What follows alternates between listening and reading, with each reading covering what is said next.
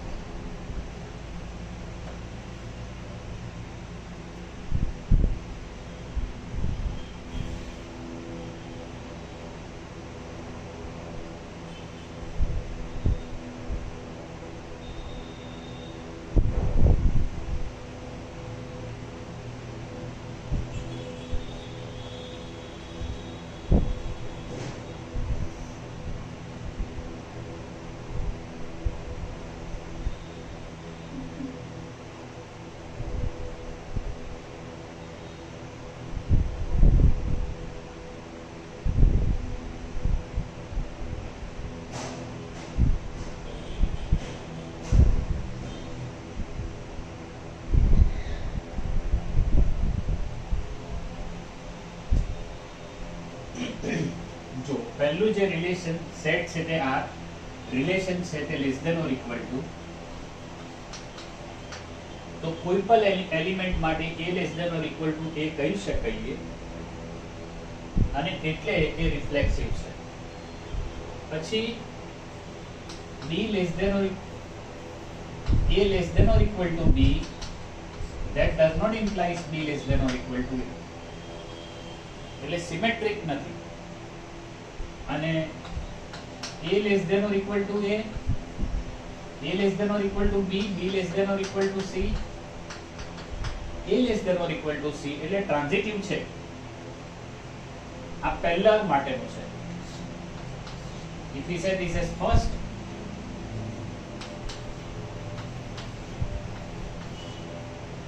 તો એ પહેલા માટે છે. સેકન્ડમાં સેટ તો આર જ છે, રિલેશન લેસ ધેન નું છે. તમે a લેસ ધેન a કહી શકતા નથી. હવે a less than b implies b less than a કહી શકતા નથી. પણ a લેસ ધેન b અને b less than c implies a less than c કહી શકો છો, એટલે ટ્રાન્ઝિટિવ છે. Third relation, humans, husband and wife.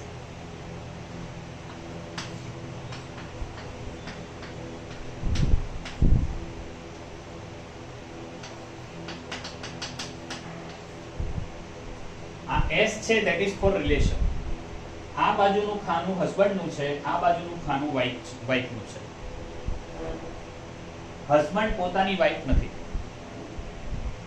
થોડું ઓડ શબ્દ છે બટ ઇટ ઇઝ ફેક્ટ, અને એટલા માટે રિફ્લેક્સિવ નથી. વ્યક્તિ પોતાની વાઇફ થઈ ના શકે, વ્યક્તિ પોતાનો હસબન્ડ ના થઈ શકે. સિમેટ્રિક નથી. આ બંને ખાના ઇન્ટરચેન્જ ના થાય, ઠીક છે. અને ટ્રાન્ઝિટિવ તો પ્રશ્ન જ આવતો નથી. And therefore it is cross cross cross at 3 times, all the 3 places. Next one, this is power set. Universal set, power set of universal set.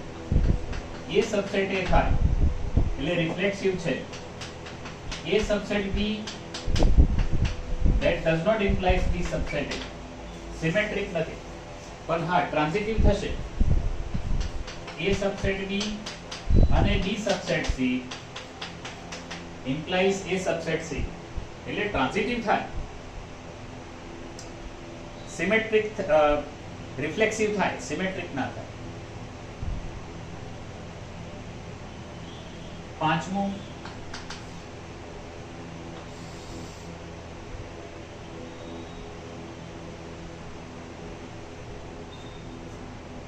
આગળ જઈએ છોકરાઓ, પણ એકવાર તમે આટલા પહેલા 4 ને બરાબર જોઈ લો.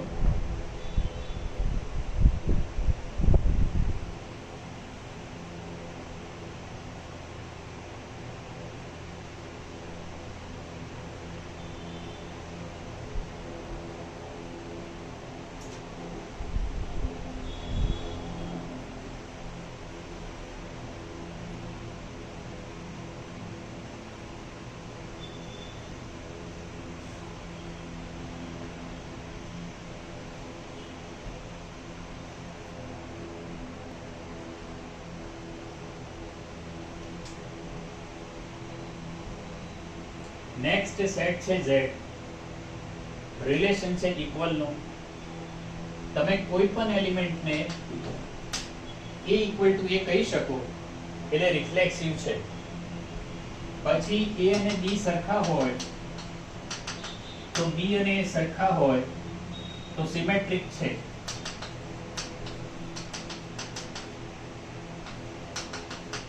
અને A અને B સરખા હોય, B અને C સરખા હોય તો A અને C સરખા હોય મતલબ કે ટ્રાન્ઝિટિવ છે. અને ત્રણે છે એટલે ઇક્વિવેલન્સ રિલેશન છે. છઠ્ઠું ઉદાહરણ,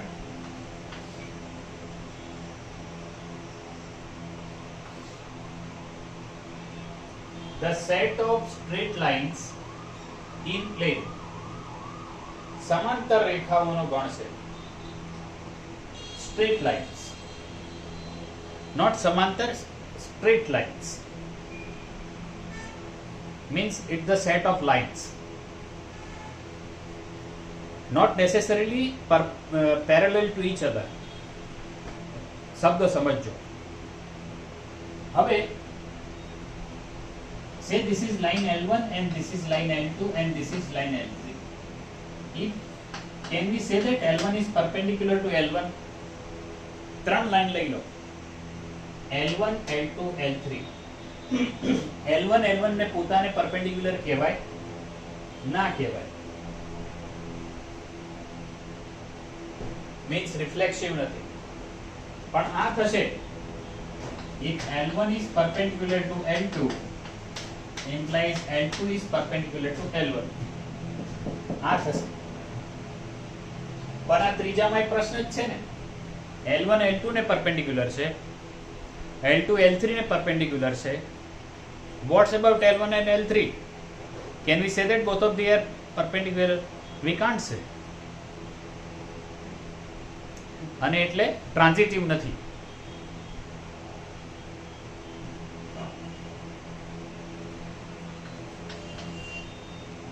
આ સમજી લો પછી આગળ.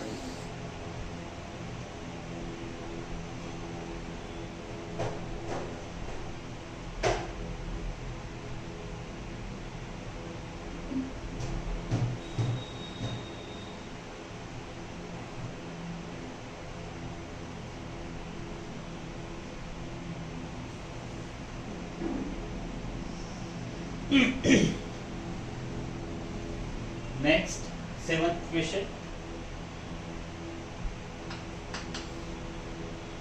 Set is Z, difference is even.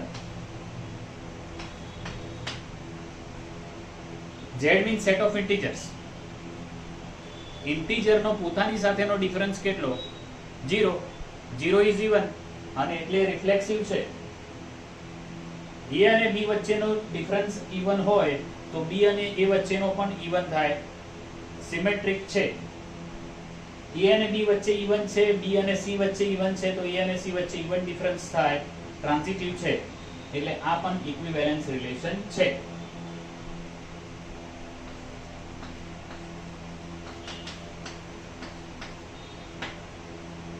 Integer નો પોતાની સાથેનો ડિફરન્સ 0 0 ઇઝ ઇવન એટલે સિમેટ્રિક રિફ્લેક્સિવ છે.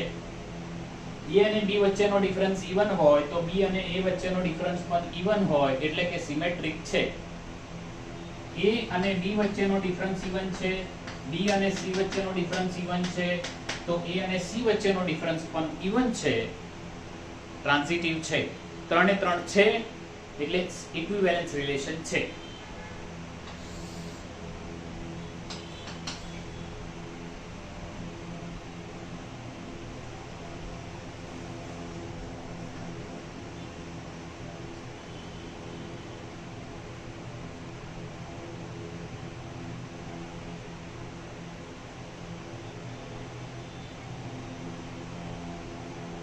નેક્સ્ટ છેલ્લું અને આઠમું.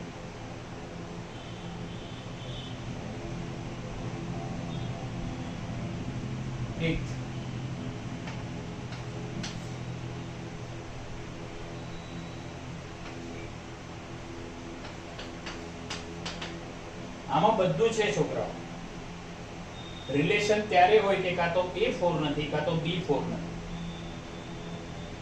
એટલે 4s4 નહીં થાય એટલે બાકીનું બે થઈ જાય છે, સિમેટ્રિક થાય છે, ટ્રાન્ઝિટિવ થાય છે, પણ એ રિફ્લેક્સિવ થતું નથી. વિચારીને કરજો, ઠીક છે? કારણ કે A અને B વચ્ચે રિલેશન ત્યારે જ થાય કે જ્યારે એ A ના 4 હોય કે B ના 4. એટલે 4s4 નોટ પોસિબલ અને એટલે રિફ્લેક્સિવ નથી. રિફ્લેક્સિવ નથી, બાકીના બે છે. ઓકે, બાકીના બે છે એટલે એ સિમેટ્રિક છે, ટ્રાન્ઝિટિવ છે, પણ ઇક્વિવેલન્સ રિલેશન નથી. આઈ થિંક મને એવું લાગે છે કે મેં તમને આ મેક્સિમમ વાત કરી છે અને હવે તમે સમજ્યા હશો. Although check it once more.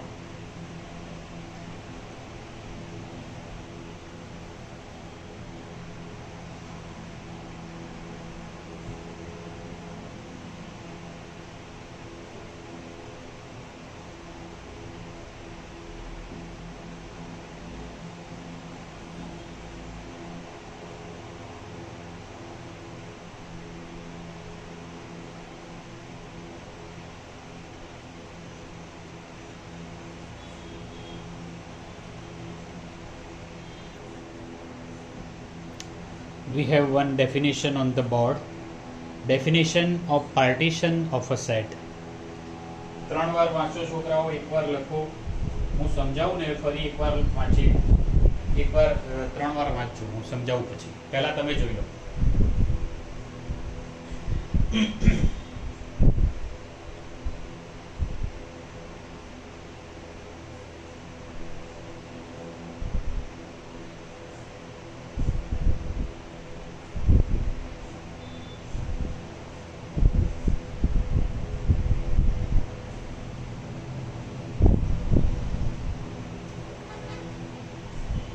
Suppose A is non-empty given set and collection means the class A alpha, alpha in N is a family of non-empty subsets of A. Then if A is union of A alpha, alpha in N and their intersection is equal to phi if alpha not equal to beta, તો આને એનું partition કહેવાય. આપણે જો આને સમજીએ ને તો we can understand it like this.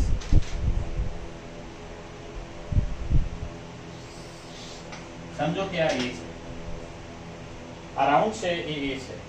હવે એના ઘણા બધા ભાગ થયા.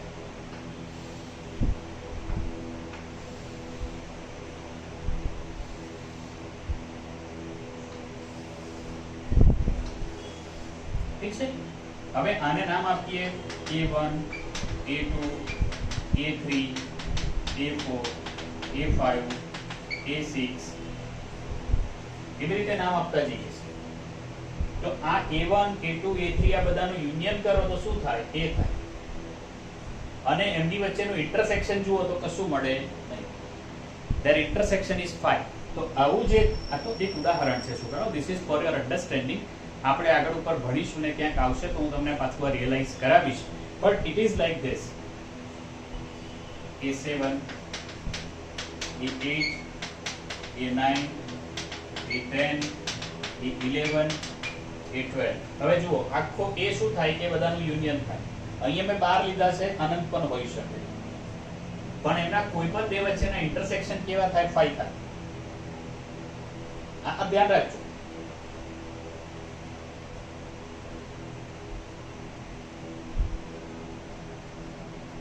જોઈ લો.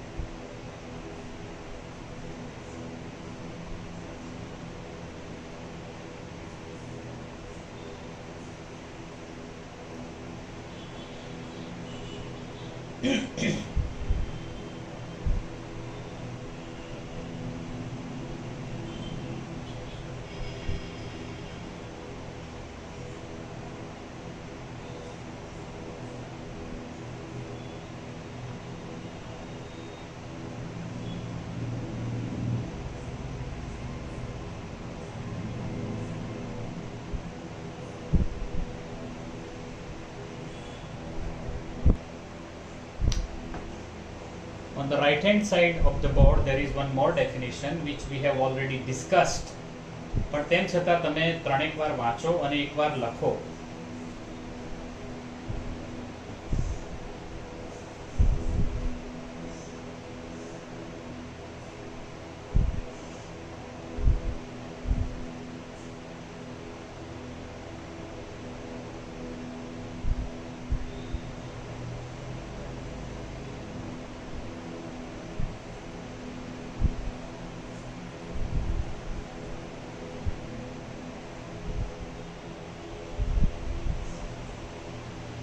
Definition of order of an element of a group.